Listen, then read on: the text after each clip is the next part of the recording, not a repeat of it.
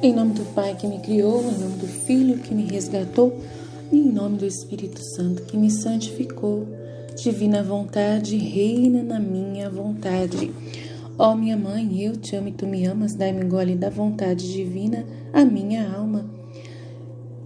Me abençoa, Mãe, para que todas as minhas ações sejam feitas diante de vossos olhos maternais, em nome do Pai, do Filho e do Espírito Santo. Amém. Olá, irmãos e irmãs, vamos então continuar a parte da cruz, mas agora a parte de entender a dificuldade, de entender, eu acho que é isso que ele vai falar, vamos lá. É página 275, Coroa da Santidade, Daniel O'Connor, continuando. A gente começou o amor à cruz, que foi uma conversa muito difícil, eu sei que é a parte mais difícil para entender a divina vontade, é justamente isso. É muito difícil a gente compreender que é Deus que manda tudo, né? Uau, né? Não é fácil entender isso. Por que eu digo isso? Aí vocês vão falar ali, não é assim e tal. Se Jesus falou, tá falado, né? Mas o mundo e a própria igreja, gente. Eu cresci numa igreja falando que Jesus nunca ia deixar você sofrer. Entendeu? Eu aprendi isso desde pequenininha, na igreja, em todos os campos da teologia da libertação e da RCC. RCC e teologia de libertação só fala disso, que Jesus nunca vai te fazer sofrer, que Jesus nunca vai querer fazer você passar por nenhuma dificuldade, por nenhuma nada, que ele já morreu por você, né? E ainda mais você fica ouvindo nas ruas, né? Fica ouvindo televisão e tudo mais. A gente cresceu ouvindo também canais evangélicos, músicas evangélicas, né? A gente também foi bombardeado pelo material evangélico, falando que Jesus só quer o seu bem, seu bem, seu bem, seu bem. E isso pra gente significa não sofrer. A gente entendeu que Jesus não quer que a gente sofra. Aí de repente vem um conteúdo, né, dado por ele, pelo próprio Jesus, desmentindo tudo o que nós aprendemos, né? Então não é fácil não, é difícil lidar com isso. É difícil você aceitar. E tem pessoas que vão contra isso, preferem ouvir o padre, preferem ouvir o evangélico, preferem ouvir qualquer outra pessoa, acredita mais na pessoa humana que fala do que em próprio Jesus que está falando, que é ele que manda todas as cruzes que nós enfrentamos, tudo, que permite também, né? Porque não é culpa de Deus, né? Eu quero dizer bem claro, não é culpa de Deus a gente ter que sofrer. Isso eu quero deixar muito claro, não é vontade de Deus, da vontade do amor dele, que a gente sofresse. A vontade do amor de Deus era que a gente nunca pecasse, que Adão nunca tivesse tocado naquela fruta, né, que a Eva deu para ele. Então, se ele desobedeceu, se ele não foi capaz de chamar a atenção da sua própria esposa, não foi a cabeça da relação, né, e caiu na conversa de Eva, facinho, né, porque o que pega na divina vontade referente a Adão, ao pecado de Adão, é Adão. Jesus não fala quase nada de Eva, mas fala muito de Adão.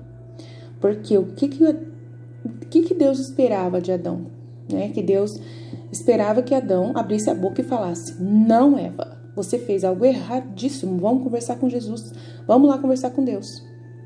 Vamos lá, não era para você ter feito isso. Então era essa intenção, né, clara de Jesus, de Deus nesse teste que eles não passaram. Mas Adão preferiu agradar Eva do que agradar Deus. Então, quem que é o culpado dele ser expulso, da gente herdar todo o sofrimento e o pecado? Ele, o pecado, o tentador, Adão, tudo. Essas pessoas, todos são culpados, menos Deus. Deus não quis nada. Mas por que ele permitiu o teste? Deus não sabia que ele não ia passar no teste. Deus não sabia, gente. Deus não sabia. Esse dia eu estava discutindo com meu filho sobre isso.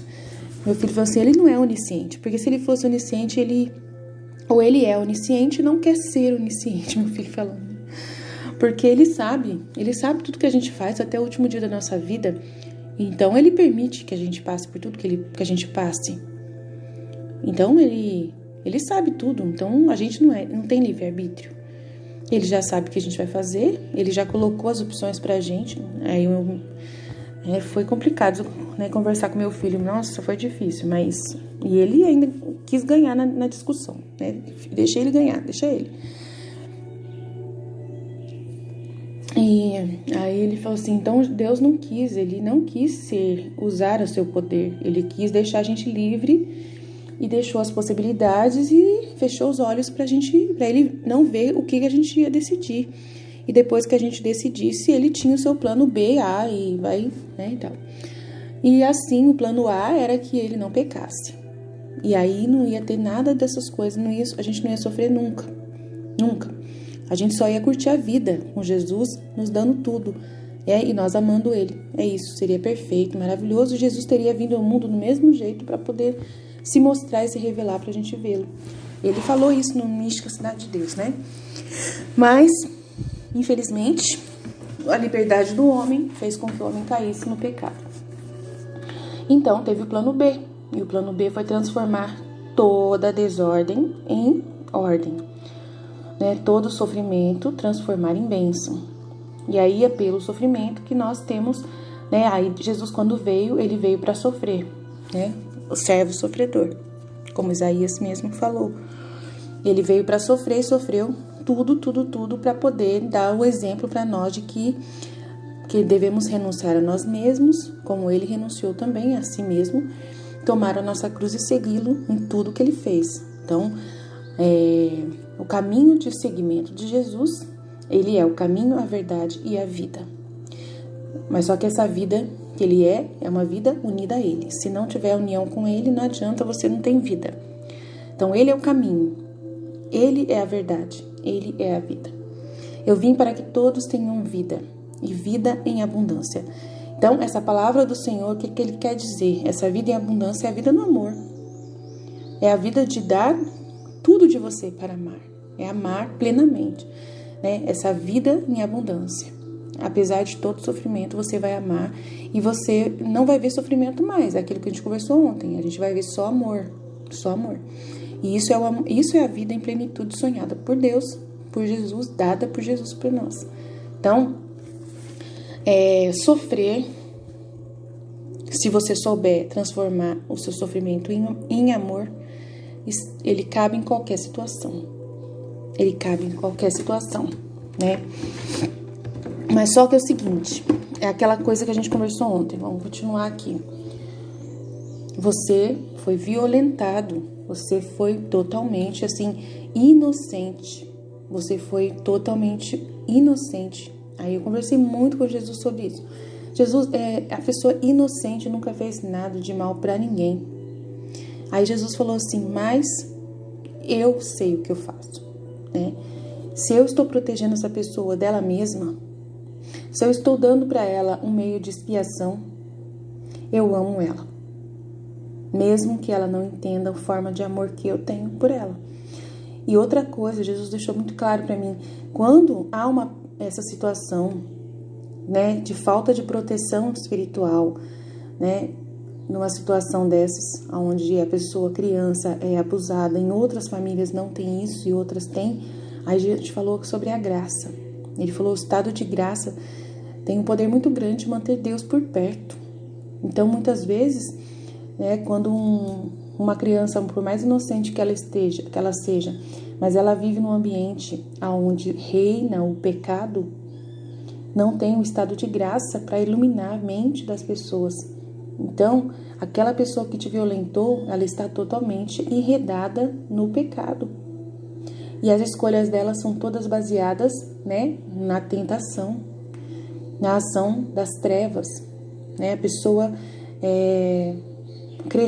nasceu numa situação de pecado mortal e continua vivendo no pecado mortal. Então, essa podridão do pecado, ela é um veneno que não só é um veneno para a própria alma que está pecando, que está sendo, né, a fonte da violência, mas é também para quem mora com ela, para quem está com essa pessoa. E aí, né, por mais que Deus queira proteger os seus filhos, tem toda a liberdade que ele deixou pra gente, da gente, né, fazer as coisas Então, quando alguém sofre uma violência de outra pessoa, a culpa não é de Deus. A culpa é da própria pessoa que vive no pecado mortal, totalmente afastada de Deus, sob a influência demoníaca, e o demônio está aqui na terra, querendo destruir toda a imagem de Deus.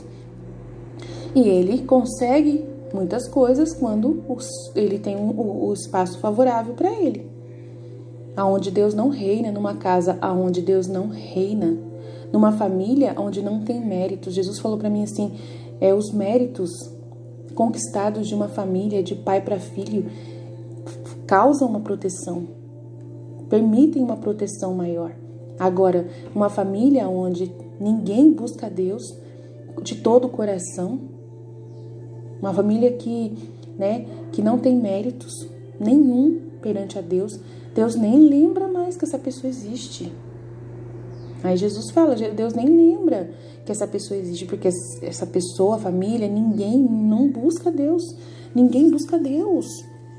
Então aí acontece isso. Aí você fala pra mim, Aline, mas eu fui abusada numa situação onde a minha família era católica, né? Onde tal. Aí Deus olha o coração. O que adianta falar que é católico? E se realmente, não sabe viver a devoção católica direito? Quantas pessoas que não sabem?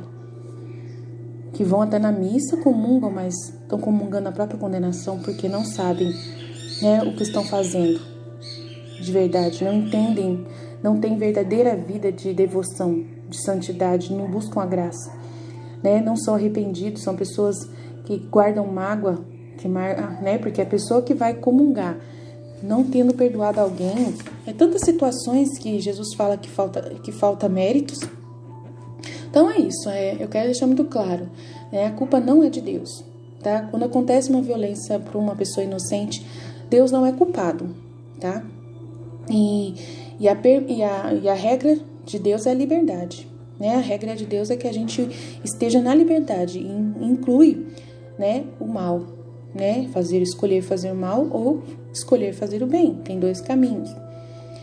E sempre vai ter uma vítima do mal. O mal, ele tá aqui para poder fazer vítimas, para poder, E Jesus, o que ele fez? Ele resolveu todas as coisas. Ele deu para nós a salvação e os meios para isso. Ele deu tudo, Então, se a pessoa quer buscar a salvação e a cura, ela vai conseguir. Porque Jesus passou, ele já fez tudo que ele tinha que fazer, ele passou por nós. No nosso lugar, por tudo. Passou no nosso lugar, modo de falar, gente? Ele passou para poder a gente ter como passar por ele, nele. Através dele, passar pelas cruzes. Então, ele passou para que a gente pudesse ter da onde tirar forças. Para poder a gente ter a salvação por meio dele. Então, a gente é como se fosse assim, você tá longe de Deus, você tá no pecado, você tá sendo vítima do pecado, e você tem aonde colocar a mão para poder se purificar. Você tem onde ir buscar forças para poder aguentar o sofrimento. Você não vai ser privado de sofrimento, porque a vida aqui é um aprendizado, então o sofrimento é Deus. O sofrimento é uma forma da gente encontrar Deus. E Deus, quando permite o sofrimento, é para te encontrar também. É para te salvar. É o principal alimento. É aquilo que mais nos assemelha ao seu Filho Jesus. Então, aí você vai e toca na cruz. A cruz, ela vai santificar o seu sofrimento. Se você quiser, porque você é livre para poder, querer se parecer com Deus, com Jesus.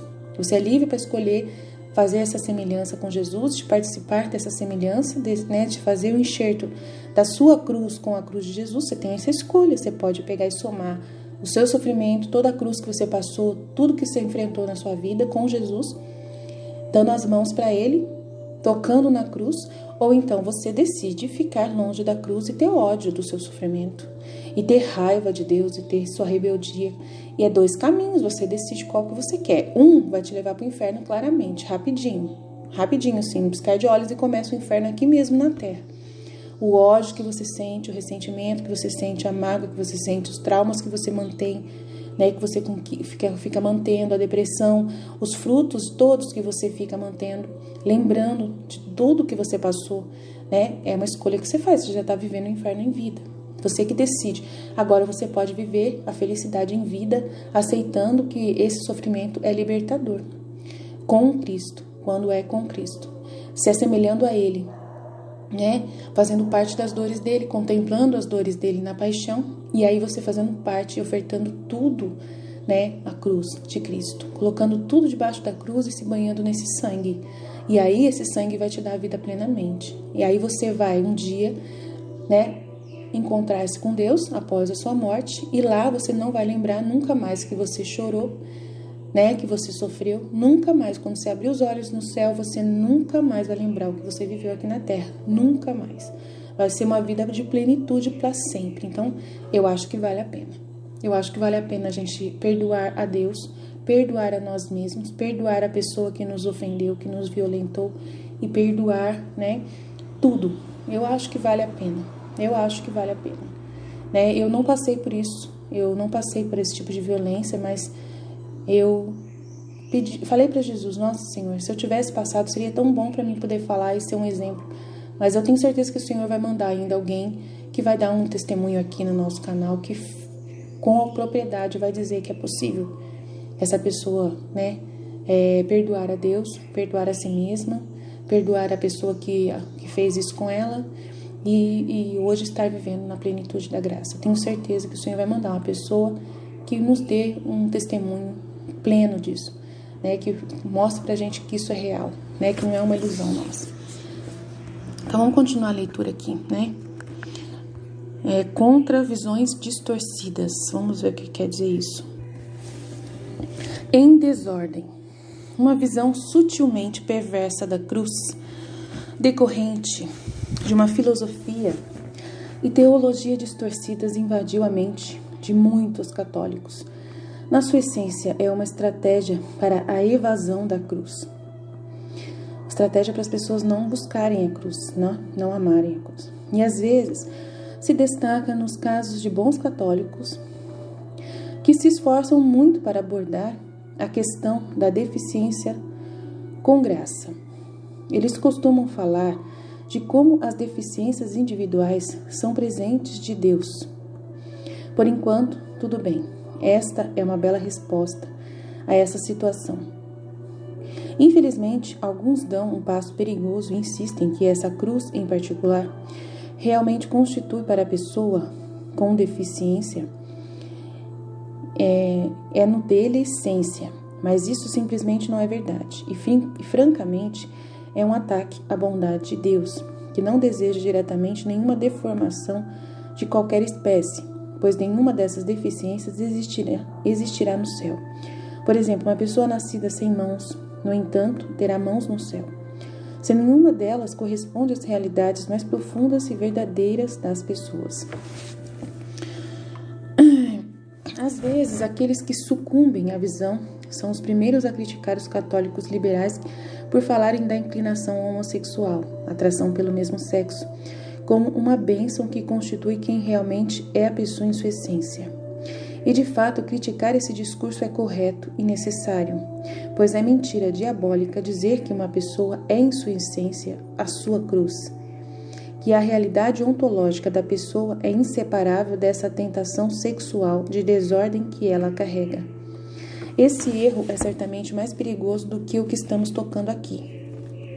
Essa parte, nossa, uau, nem pensava nisso, mas é realmente, pois se refere a uma inclinação para a moral, mal, uma má moral, e não um mero mal físico, genético, né, uma orientação dada por Deus para a pessoa, né, de que a pessoa é homem e nasceu porque Deus quis, nasceu amando, né, gostando do mesmo sexo. Isso aí não é de Deus. Mas ainda surge da mesma filosofia e teologia defeituosa, supondo que Deus pode e faz diretamente deformações e desordens, que nunca podem ser. Deus não faz nada em desordem, nada. E que, se é suposto por ele, distorce inevitavelmente a visão de Deus, o plano da criação e o que ele preparou para nós no céu. Então, o que Deus coloca no meu coração sobre isso? Que quando uma pessoa nasce sem mão, sem pé, ou nasce doente, tudo é derivado da falta de méritos espirituais, né? Que fizeram com que essa pessoa está vivendo, esse pai, a mãe, essa família, né, na sua genealogia espiritual, só carrega muitos pecados. E aí, né, acontece que Deus está fora. Deus está, né, a divina vontade, ela está mantendo a vida, ela está mantendo a vida. Mas Deus não está lembrando, cuidando, assim, dedicado para aquela pessoa, porque ela já disse claramente não a Deus. Ela está fazendo todas as escolhas dela sem Deus. Tanto que, se você for observar, as famílias católicas, pessoas batizadas desde o ventre, há muitas genealogias, né? Se você for perceber, faz uma pesquisa. Você vê que pessoas que têm o batismo desde pequenininho e que vai passando de pai para filho, essa cultura de batismo, não tem muitas desordens, não tem muitos defeitos congênitos. Por quê? Porque Deus, ele tá vendo que essa pessoa, ela tá sem o pecado original, por causa que o batismo tira totalmente esse pecado. A pessoa tá vivendo os sacramentos, tá buscando, toda a família tá buscando os sacramentos continuamente. E tem méritos aí, né, de viver nessa busca de Deus, em buscar os sacramentos. Ele não mandou esses sinais, não mandou esses meios de salvação para ficarem guardados numa gaveta e a gente nunca usar. É muito pelo contrário. Então, quem não usa, quantos católicos que não usam, que não confessam há anos, que não, sabe, que não buscam. Aí, de repente, acontece isso, mas eu sou católico, não quer dizer nada, né? Não quer dizer nada. Então, assim, aí você me fala assim, mas Aline, eu sou ministra da Eucaristia há anos. A minha mãe era ministra da Eucaristia e meu filho nasceu com homossexualismo. Então, não tem nada a ver com genética. Se o seu filho escolheu isso, se ele desenvolveu isso, é uma coisa, né, de escolha moral dele. É uma inclinação que entrou na vida dele. Eu falo pra vocês, que entrou em mim, passado de pai para... Porque meu pai, a família do meu pai não era uma família cristã correta. A minha mãe era, graças a Deus. Mas o meu pai não. A família do meu pai, só por Deus, pela misericórdia de Deus. Minha avó, ela era bezedeira. Então eu não sei o que ela mexia, a mãe do meu pai. E ela era minha madrinha. Não, madrinha não. Desculpa, a madrinha é outra, desculpa. Graças a Deus que a minha madrinha era a materna, avó materna, né? E essa minha avó paterna, ela benzia, ela não sei o que ela mexia. Então, assim, o meu pai, ele herdou, vindo do pai dele, porque o pai dele morreu na sarjeta, na rua, ninguém nem conheceu.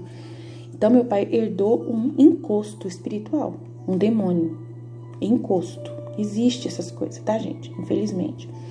E esse encosto é uma maldição que caiu sobre ele, que cai sobre o filho primogênito da família. Eu, sendo a primogênita, veio pra mim essa porcaria e depois veio no meu filho. Meu filho, que é meu primogênito, também veio o mesmo espírito encosto. E esse espírito, eu tive que ser liberta dele e tive que libertar meu filho dele, esse bicho, tá? Na hora que a pessoa orou pra mim, ela viu sair. E enquanto eu tava com esse encosto, eu não me aproximava de Deus de jeito nenhum, do jeito que Deus queria.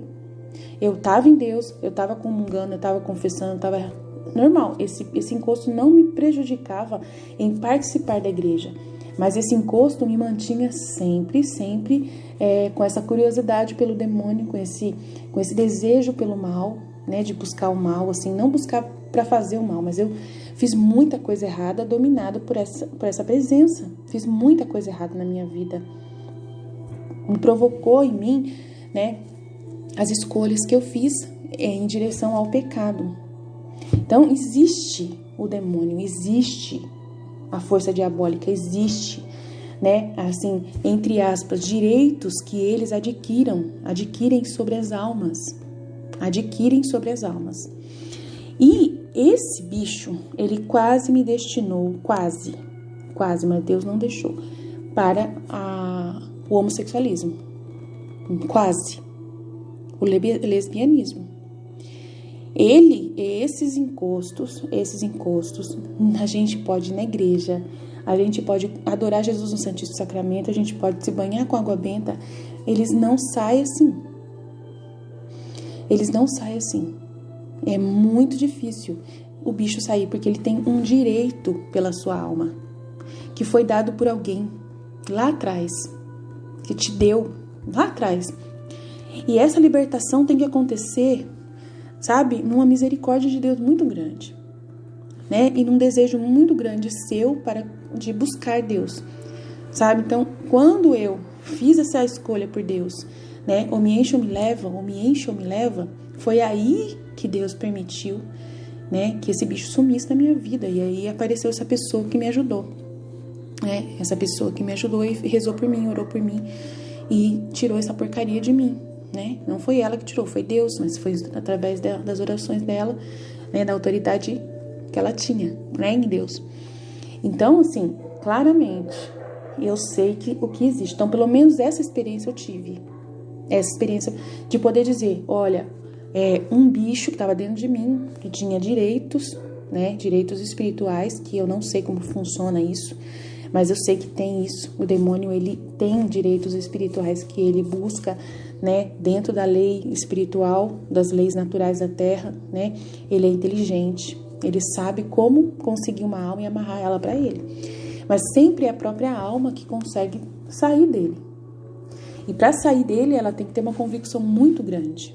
Então, tem que desejar profundamente e ela tem que se arrepender profundamente. Tem que se arrepender de todos os seus pecados. Tudo que ela fez, ela tem que ter nojo do pecado. Nojo. Tudo que ela fez de errado. Ela tem que se perdoar também. Se perdoar e perceber que ela nunca quis de todo o coração aquilo, mas que foi sempre uma influência que estava levando ela aquilo. Então, tem que se perdoar também.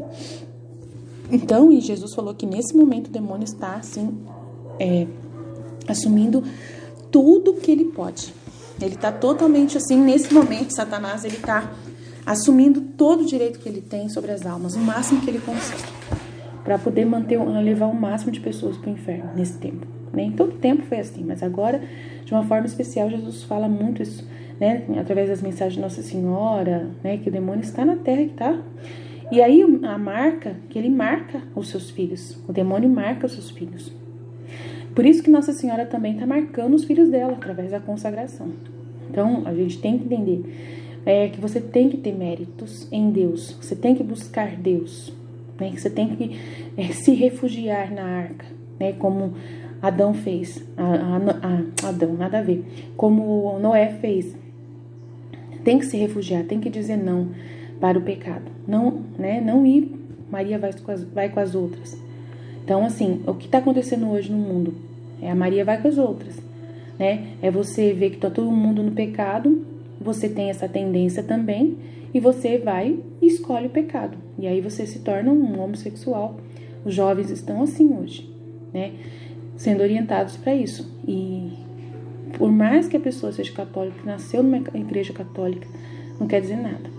Se tem um direito espiritual vindo lá do bisavó, do trisavó, não sei de quem, tem um perigo. Então, a pessoa tem que tomar consciência disso. É fácil não, tá? Portanto, não devemos tentar que nossa resposta à cruz seja um mero ato de fingir que ela não existe, ou que é uma coisa intrinsecamente boa por si só. Isso diminui o valor de carregá-la. Jesus quer que carreguemos as nossas cruzes com alegria, amor, né? E se demitir, né, de seguir por qualquer empregando algum problema psicológico, truque, né? Falar que tem uma tendência homossexual, fingindo que a sua cruz é cadeiras de sofá, né? Preguiçosas, né? Fingindo, justificando, eu não consigo, eu não posso, não tem jeito, né? Eu sou assim, nasci assim, morri assim, né? A Ana, como que é o nome? O nome da mulher lá, esqueci o nome dela, tudo bem.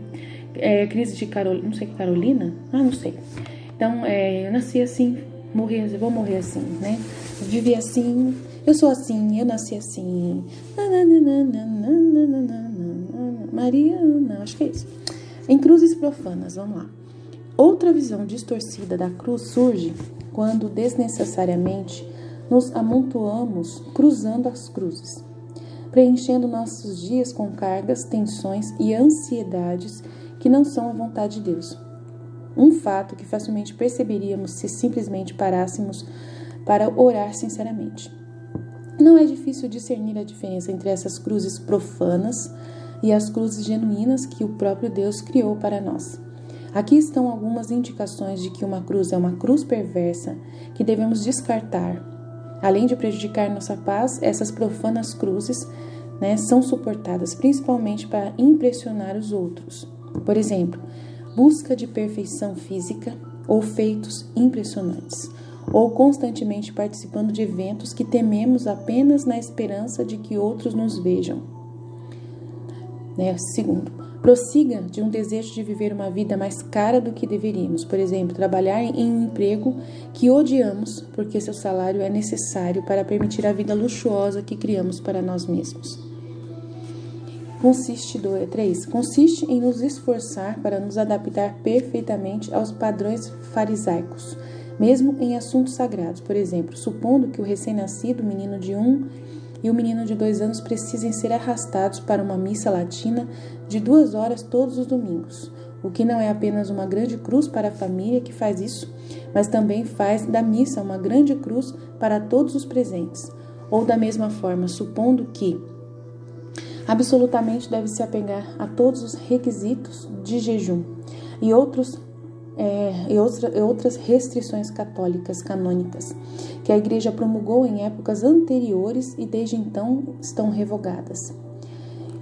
Estão envolvidos em ajudar alguém a quem você deseja ajudar, principalmente por causa da riqueza dela, da popularidade e aparência, ou por causa de algum motivo inútil.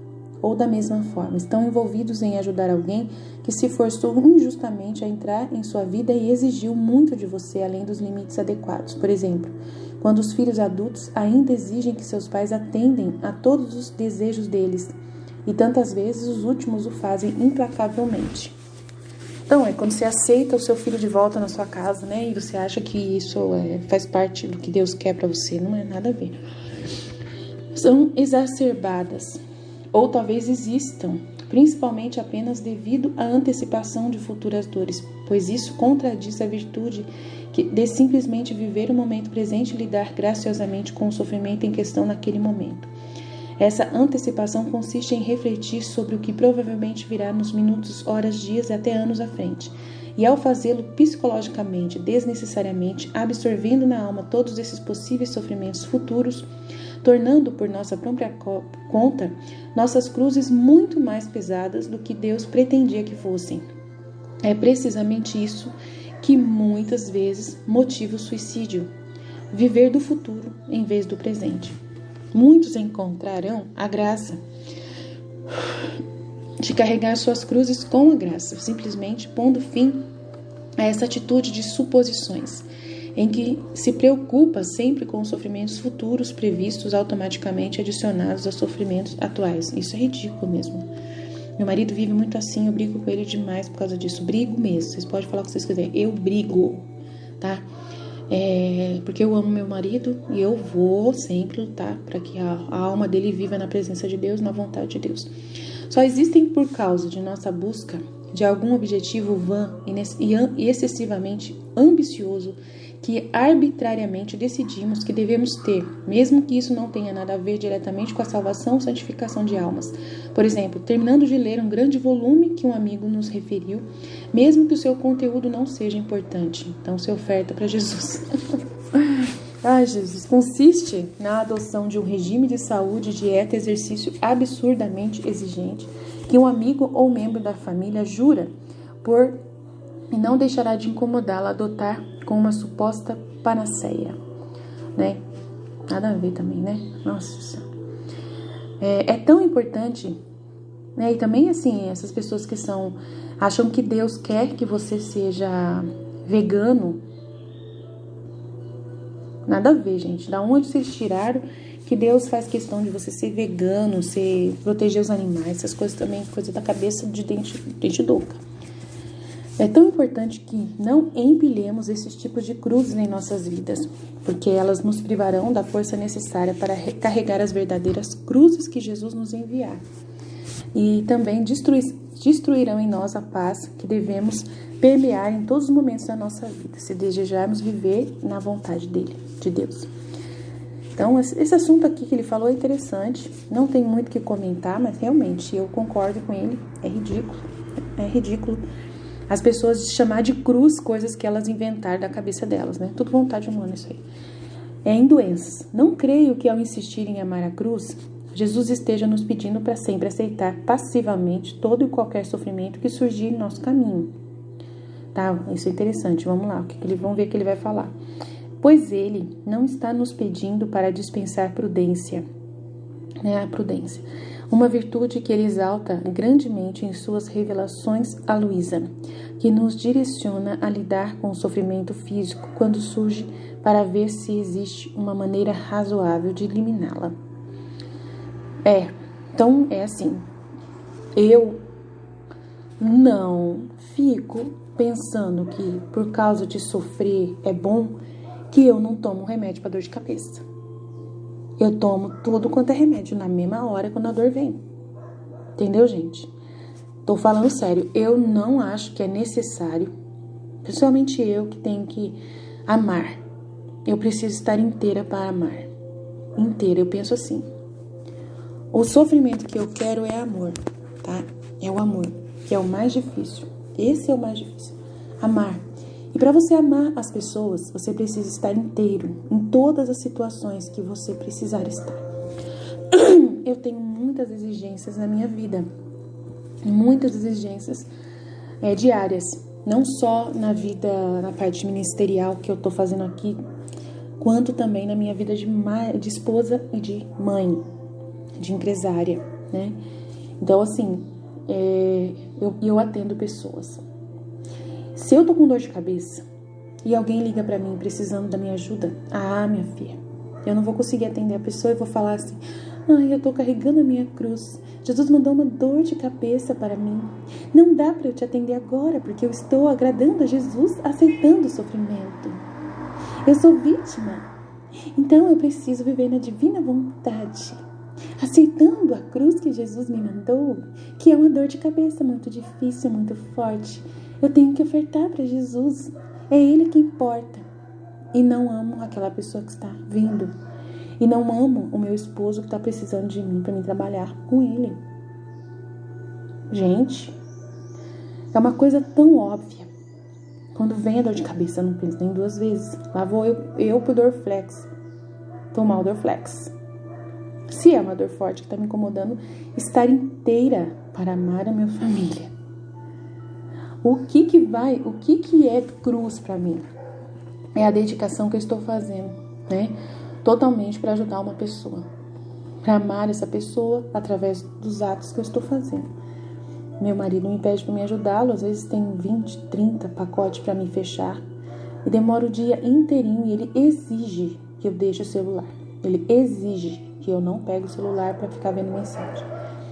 Isso é a maior prova de amor que eu posso dar para ele e para Jesus. Renunciar a mim mesma, fazer a vontade de Deus nesse momento, plenamente, de todo o coração. Então, quando estou com qualquer dor, com qualquer dificuldade, se eu consigo eliminar essa dor que foi mandada para mim no corpo, para poder amar melhor, eu faço. É uma coisa simples. Vocês estão entendendo? Então, eu quero que vocês entendam como é a vida na divina vontade. É você estar inteiro para amar as pessoas. Porque mesmo você com uma dor de cabeça, Jesus manda pessoas para você ajudar. É você se mover em direção do outro, amar o outro, né? Isso é muito importante. É amar, né? Aceitar as coisas que acontecem, as pessoas que vêm até você. Não perder tempo. Tem uma reunião na igreja e você, né? Não tem desculpa para não ir na reunião. Você vai na reunião. No caso de ontem eu tinha uma reunião para ir, eu não fui porque meu marido tá com suspeita de Covid e eu tô em isolamento. Só não fui por causa disso. Senão eu tinha ido. Então, E era presencial, não era, né? Se fosse na internet eu tinha participado, mas não foi. Então, meu marido estava precisando de mim. Ele não estava bem ontem, nem um pouco. Então eu fiquei com ele, né? Fui pra cama mais cedo, fiquei com ele no quarto, né? Fazendo companhia para ele, assistimos um filme juntos, conversamos, né? E assim foi. E você abrir mão de você o tempo todo. Esse é o sofrimento que Jesus quer, você abrir mão de você, você não pensar em você, pensar no outro, entendeu? As situações todas que acontecem. Então, é assim, claramente. Eu não falo muito dos meus filhos, né? Vocês percebem que eu não falo muito dos meus filhos, mas só que, assim, a pessoa que mais eu preciso doar meu tempo é pro meu esposo. Os meus filhos, eles vivem o dia inteiro colado comigo já, né? E Jesus mantém eles totalmente, assim, no momento de juventude mesmo, assim, né? De querer... Eles só querem saber de joguinho, de internet, de youtubers, de videogame. E eu falo do amor de Deus pra eles, rezo com eles, faço eles rezar, normal, aquela coisa toda, mas só que algumas coisas que acontecem, assim, mas é pouco, né? Jesus, ele é muito bonzinho, ele sabe que você tá tendo um problema com seu esposo, ele não vai mandar o seu filho trazer problema também. Então Deus, ele conhece você, ele sabe, né? Como que você lida no seu limite, até onde você vai. Então, se eu já tô tendo que doar meu tempo pro meu esposo, né? E o meu esposo é a pessoa que nesse momento mais precisa de ajuda, né? Aí eu dedico à pessoa que mais precisa de ajuda. Os meus filhos ainda têm tempo e eu percebo como Deus está encaminhando, né? Eu fico atenta, percebendo o que Deus está fazendo. Então, aqui ele fala das doenças. Vamos lá. Vou dar um exemplo pessoal apenas porque acho que ilustra bem uma distinção que deve ser feita. Eu sofro de 2 dores corporais: azia e algo que eu descobri recentemente que é chamado esôfago quebra-nozes. O primeiro é tão fácil de abordar que não acredito que Deus queira que simplesmente eu me sinta e que eu aceite essa situação em que eu possa engolir facilmente um gole de água misturado com bicarbonato de sódio, assim de maneira barata, fácil e segura, curando a azia em meros segundos. O esôfago quebra-nozes, por outro lado, é significativamente mais doloroso que a azia. Ocorre com menos frequência e não possui um método de tratamento correspondente conveniente. Ao pesquisar brevemente, descobri que não há muito a ser feito sobre isso e, de qualquer maneira, não é algo para se preocupar. É antes apenas algo com o qual devo lidar. É claro que eu poderia me curvar para combater esse sofrimento. Mas por quê? Isso não me torna incapaz de cumprir os deveres do meu estado de vida, o tempo, as despesas e o risco que o combate implicaria provavelmente seria um exercício de futilidade. Infelizmente, esse combate à derrota não é uma opção. Infelizmente, é a abordagem de muitos indivíduos em todas as doenças, reais ou imaginárias, com as quais encontram seus corpos afligidos. Eles parecem pensar que têm direito a uma vida livre de dor. Portanto, a maior parte do tempo livre é gasta pesquisando novas maneiras de combater seus problemas de saúde, experimentando novas abordagens drásticas, adotando dietas radicalmente novas a cada poucos meses e garantindo que todos com quem convivem estejam cientes de cada nova dor que sentem. Toda semana eles descobrem através de suas implacáveis... Nossa, gasta muito tempo. Eu não faço isso. Implacáveis pesquisas a existência de algum produto químico novo que eles convencem que é a causa de todos os seus males. E eles procedem para garantir que tudo seja eliminado de sua vida e nunca mais, né, tal. Logo esquecem que fizeram isso quando nada muda. Culpam tudo por causa do produto, depois recorrem a todos os medicamentos alternativos, tal. Essa mentalidade de rejeição cruzada tornou-se comum hoje, infiltrar-se nas mentes dos bons católicos que foram enganados a acreditar que há toda dor em suas dores e que não devem cessar seus esforços na busca de curas físicas até que todas as dores tenham desaparecido. Assim o diabo tem uma vitória. Essa cruz, desejada por Deus, não é mais uma parte significativa da vida do militante da igreja. Não porque suas dores foram eliminadas, mas porque não é mais suportada com resignação à divina vontade, em que só existe uma cruz eficazmente suportada. Então, assim, tudo bem. Aí eu falei pra vocês uma coisa, você vai falar pra mim, mas você corre da dor, você acabou de falar que você toma imediatamente. Então é o seguinte, eu tenho problema de coluna. E como que eu faço pra lidar com isso, né? Eu não tomo mais nenhum remédio, porque Jesus praticamente, né, melhorou minha vida, mas eu ainda tenho dor se eu abusar. Então eu não abuso, tá? Eu tenho também essa azia que ele tem, esse problema, eu não abuso, eu não como as coisas que fazem mal pra mim. Eu descobri que é o açúcar que estava fazendo essa fermentação e causando muito mal-estar. Aí eu parei. Tem coisas que não melhoram. Eu não ligo, eu convivo com elas normal, tá? Tem coisas, situações que não melhoram, eu lido com elas normal. Se precisar eu amar as pessoas com alguma dificuldade, eu vou amar com uma dificuldade mesmo. Se a dor de cabeça não passar, eu vou amar a pessoa com a dor de cabeça mesmo. Quantas vezes eu fui na missa com dor de cabeça, fortíssima, e cantei a missa inteira mesmo com dor de cabeça. Eu não fico dando desculpa pra ninguém, tá? Então, assim, eu não fico resolvendo, assim, perdendo meu tempo de jeito nenhum pra isso, tá? Pra poder lidar. Eu tenho que tirar a dor porque eu quero amar. Não é assim que funciona, tá bom? Então, eu tô explicando claramente como que é. Encerro esse tratamento dessa questão afirmando novamente que a prudência é uma coisa boa e que devemos seguir e que nos diz respeito a lidar com nossas diversas dores. Usar a inteligência, né, gente? Usar a inteligência. Se você sabe que uma fisioterapia vai te ajudar, faz a fisioterapia. Se você sabe que um bom especialista vai te dar uma orientação, vai no especialista, né? Se você tem que fazer um tratamento de câncer com todos os medicamentos, todos os remédios, todo o tratamento, faz o tratamento inteiro. Tudo isso é normal. Jesus usa de pessoas para nos curar, usa da ciência, usa dos médicos, usa das, né? Então, vai no médico. Não tem que ficar, né? Mas assim, aceita que você tem essa doença, não fica, sabe, reclamando. Jesus não gosta que reclame, Jesus não gosta que murmure. É isso que tem que ficar atento, né? Deixar de viver por causa da doença, deixar de fazer o que ele pede por causa da doença. Parar a sua vida por causa da doença, pelo amor de Deus. Não é assim. Se você puder fazer as coisas, faça, né? Ame as pessoas o máximo que você puder, em qualquer ocasião, em qualquer forma que você puder. Então é muito importante isso, tá? Apressar a vinda do reino da divina vontade, isso por si só reduzirá radicalmente as dores que você tanto despreza. Sinta-se à vontade para voltar agora à sessão deste livro exatamente sobre isso, se você se sentir tão compelido. Nossa reação à dor. Tendo considerado as doenças na última sessão, consideremos agora brevemente as várias outras dores que a vida nos envia. Nossas reações do pensamento pré-racional às coisas, ou seja, o que dizemos ou fazemos quase automaticamente no primeiro ou 2 segundos de nossa reação. Falam de como conseguimos ou falhamos tornar a virtude do amor à cruz uma âncora de nossas vidas. Alguns pensam na virtude do amor da cruz como estar preocupado apenas com a maneira como reagem aos grandes, abrangentes e enormes sofrimentos de nossas vidas, a perda de um ente querido, um diagnóstico de câncer, etc. Essas situações são obviamente importantes para abordar bem, mas é nas pequeninas cruzes das quais o dia inteiro está cheio.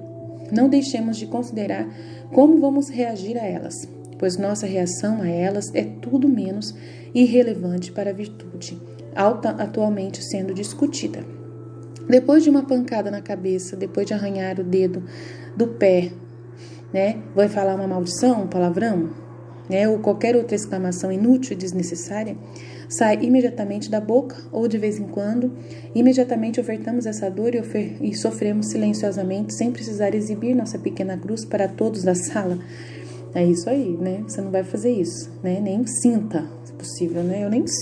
Eu falo, se meu filho machucou meu pé, eu falo, ai, obrigado pela dor, né? Obrigado, né? Normal, né? Mas não precisa, né, exagerar.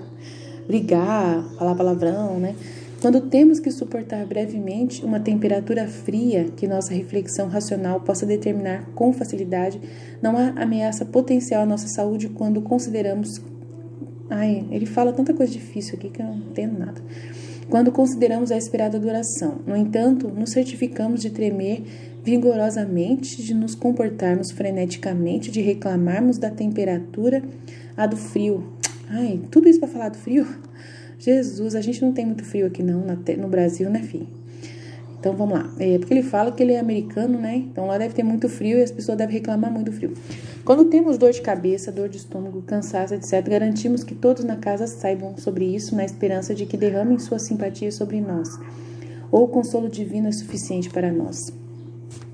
A gente tem que ser, eu penso assim, a gente tem que ser espontâneo. Se a gente é uma pessoa que a gente tá acostumado a falar que tá com dor de estômago, eu acho que não tem nada de errado, sabe? Eu acho que não tem nada de errado você falar, nossa, eu tô com dor de cabeça, eu vou tomar um remédio. Não tem nada de errado.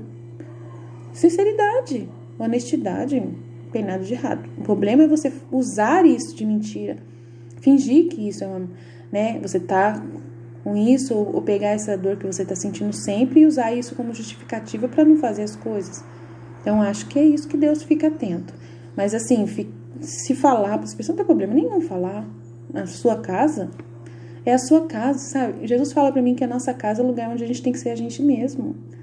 A gente tem que ser a gente mesmo, a gente tem que se sentir bem dentro da nossa casa. Né? Sentir que a gente tá livre para poder, né, fazer nossa vida aqui. Então, a gente não pode ter vergonha de ser quem a gente é. Né? Jesus coloca muito isso para mim, sabe? Você não tem regras para viver na divina vontade, gente. É ser você mesmo. É amar. E para amar, envolve tudo. Sabe? Não tem muito regra, não. Então, assim, eu fico lendo essas coisas dele aqui. Tem coisas que vale a pena ler, mas tem coisas que eu fico nada a ver. Quando as circunstâncias menores se tornam estressantes por qualquer motivo. Talvez crianças pequenas se comportando mal, atrasando-se para um compromisso. O dia não está indo conforme planejado, ou simplesmente qualquer pensamento infeliz que pareça não sair da cabeça, não perdemos a oportunidade de suspirar, estalar e, de outra forma, mostrar humor para todos nós ao redor. Então, aí Jesus, ontem mesmo eu achei um trecho, Jesus falando que o sentimento não é pecado. Tá? Sentir alguma coisa não é pecado. Suspirar, estalar, não é pecado. Tá? Não é pecado. Tá? Uma coisa é você querer usar isso para o mal. Outra coisa é você sentir e ignorar. Então, não tem nada a ver. Aceita tudo que acontecer com você. Aceita até seus sentimentos. Sabe? Você é humano, a natureza limitada. Você só vai ser santo pela graça de Deus. Tá? E essa graça não vai atrapalhar você receber ela por causa de você ser você. Entendeu? A gente está acostumado à nossa educação dada pelos nossos pais. Jesus fala para mim, você é o que você é. Você é o que você é. E o que você é, eu amo. Eu amo você do jeito que você é. Eu não quero moldar você. Eu não quero moldar você nessa forma. Tirando a sua forma. Muito pelo contrário, eu quero enobrecer você. Eu quero que as pessoas vejam o amor que existe em você sendo você. Eu te coloquei numa condição, num estado de vida, dentro de uma família, né? E aquilo que você aprendeu desde sempre não vai sumir de uma hora para outra. Jesus deixa muito claro, não vai desaparecer. Se você é uma pessoa expressiva, uma pessoa que... Sabe, o que é ser tagarela? Jesus fala para mim, tagarela é a pessoa que justifica, é a pessoa que usa todos os argumentos para poder, né, resistir, para vencer, para deixar a resistência se vencer. É a pessoa que não vence a si mesma, fica falando consigo mesma e falando com as pessoas, dando desculpa, né, e distraindo as pessoas. Sabe, distraindo. Então tem todo um modo de ver quem é tagarela. A pessoa silenciosa, ela é a pessoa que ela não fica ouvindo a si mesma toda hora, tudo que ela fala da cabeça dela. Não fica enchendo a cabeça dos outros, atrapalhando os outros, né, tal. Então, a pessoa silenciosa é aquela que ouve Jesus, que ouve, que contempla as situações, que faz análise, né, do que Deus está querendo dizer para ela nas atitudes do dia a dia, nos acontecimentos. Uma pessoa que fica atenta o tempo todo para ver sinais de Deus. Então isso é silêncio. Medita no seu coração tudo que acontece. Tudo que acontece, qualquer coisa, né? Então, à medida que você vai entendendo que essas coisas do dia a dia, sofrimentos, tudo essas coisas fazem parte da sua vida e tudo é um elemento de santificação, você aproveita e agradece. Você começa a agradecer, né? Mas você não vai deixar de falar assim, hoje eu tô com uma dor de cabeça, hoje eu tô um pouco lerda. Né? Isso não é pecado. Não tem nada de errado. Não tem nada de errado. Ninguém vai olhar pra você só porque você falou, hoje eu tô um pouco lerda, hoje eu tô um pouco lenta, hoje eu tô um pouco, né, um mal-estar. Ninguém vai olhar pra você e vai falar assim, nossa, ela não é santa então, porque ela tá sentindo tudo isso. Ela não tá buscando Deus, não confia em Deus, porque ela nada a ver. Você vai falar, eu não sei por que eu tô assim, mas eu oferto pra Jesus, amém, glória a Deus. Glória a Deus. Não precisa falar. Se você não quiser, não precisa falar. Eu acho que não precisa, aí eu não falo, né? Mas eu fico cantando. Fico cantando o dia inteiro, canto o tempo todo. Então, assim, é assim que eu sinto, né? A vida no dia a dia.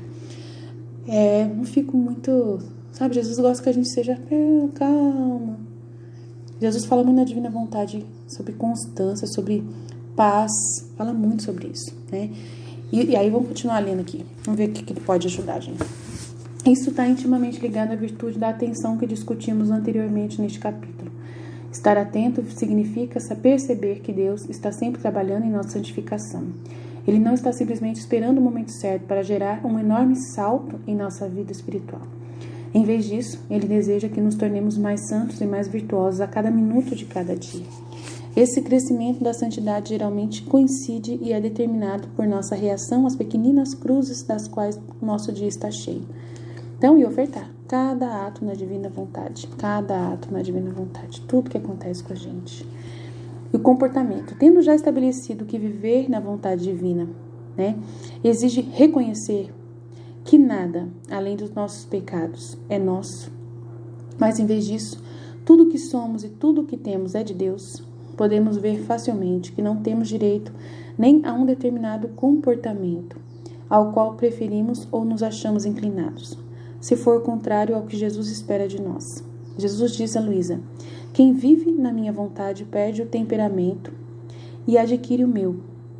Assim, na alma que vive em minha vontade, encontra-se um temperamento agradável, atraente, penetrante, digno e simples ao mesmo tempo, de simplicidade infantil. Tá vendo? Acabei de falar que não tem nada de errado você ser simples. É isso que eu falei. Tudo que eu falei aqui é isso, é simplicidade. Honestidade. Uma criança, quando ela fala sem pensar. Ela é pura, ela fala as coisas sem maldade nenhuma.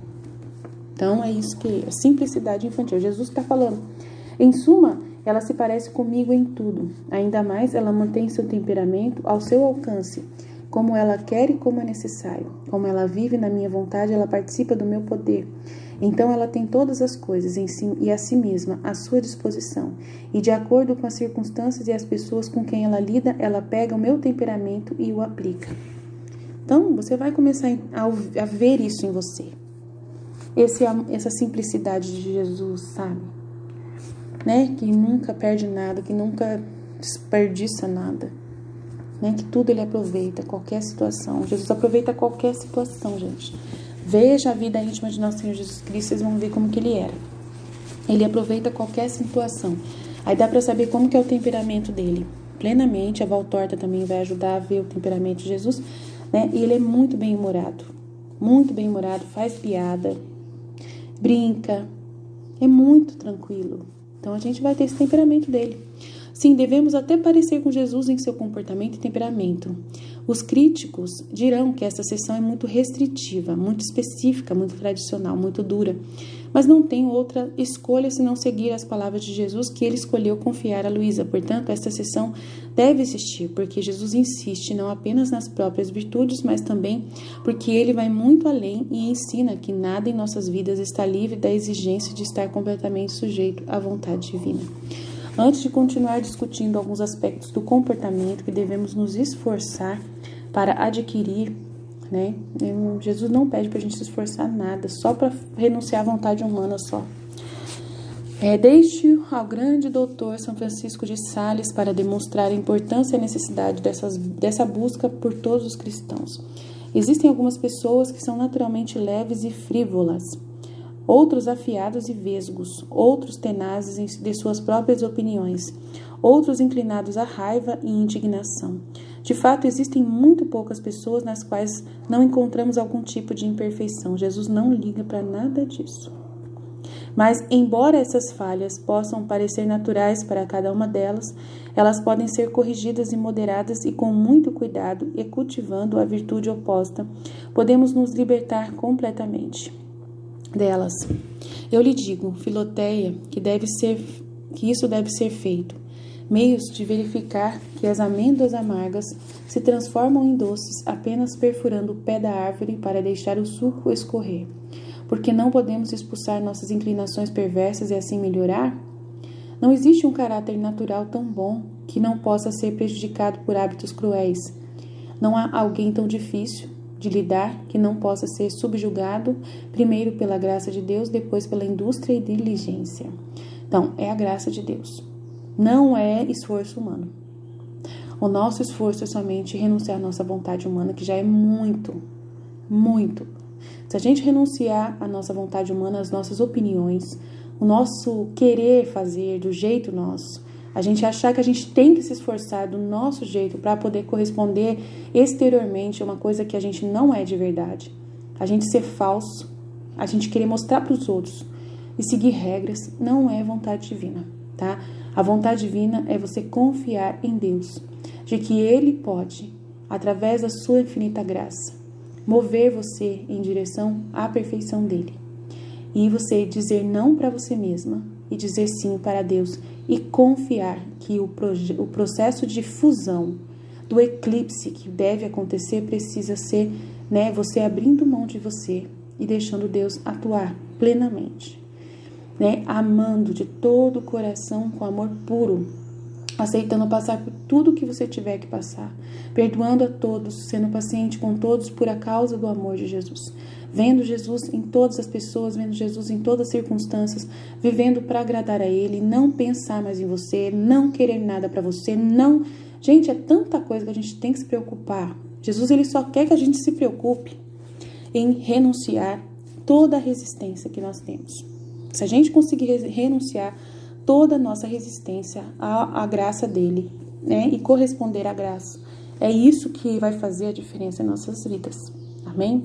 Então, terminamos aqui. Amanhã a gente continua. A página 278, gentileza, que é outra virtude. Aí a gente vai aprender sobre isso. Amém, Jesus? Eu confio em vós, fiat, fiat, fiat.